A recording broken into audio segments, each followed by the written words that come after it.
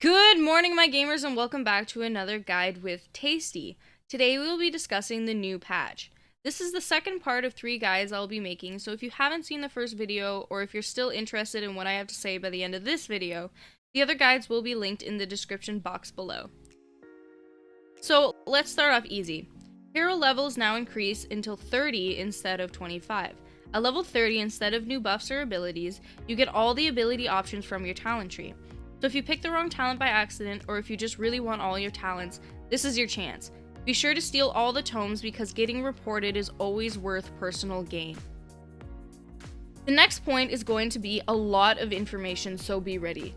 There are no more side shops. The shops on the far left and far right sides of the middle of the map are gone, and they have been replaced by outposts.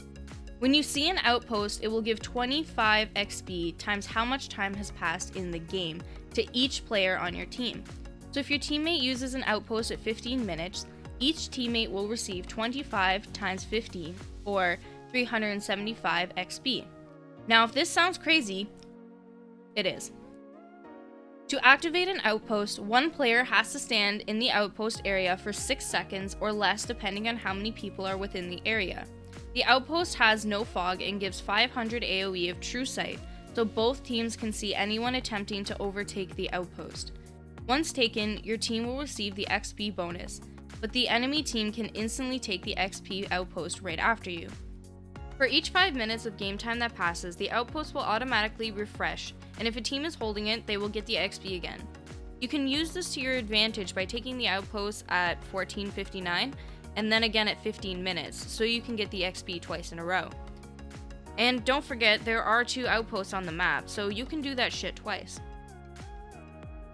Outposts are inactive during the first 10 minutes of gameplay just to cut down a little bit on how insanely overpowered this is. And you can also TP to these outposts unless they are currently being controlled by the enemy team. It will take 6 seconds unless someone from your team had just TP'd to it, just like any tower or shrine. So in addition to that huge mess of a patch, the runes have completely changed spots.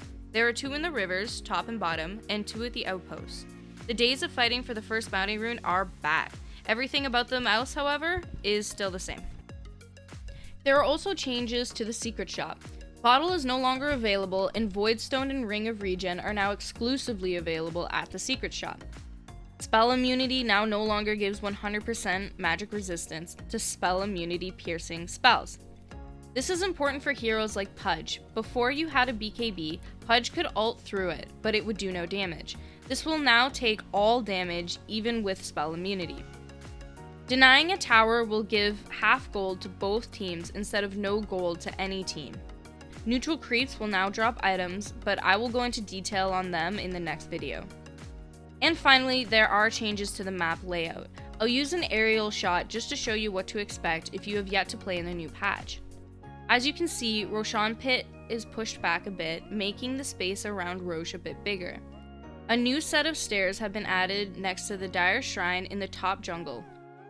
A new tree line has been added to the Dire mid, making the Dire's mid easy to gank from the fog.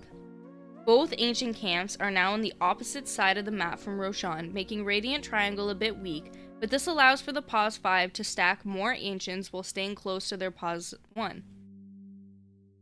Thank you guys so much for watching. I hope you found this useful. As always, if you have any questions or comments, just leave them down below. Don't forget to like and subscribe, and I'll see you guys in the next guide. Bye!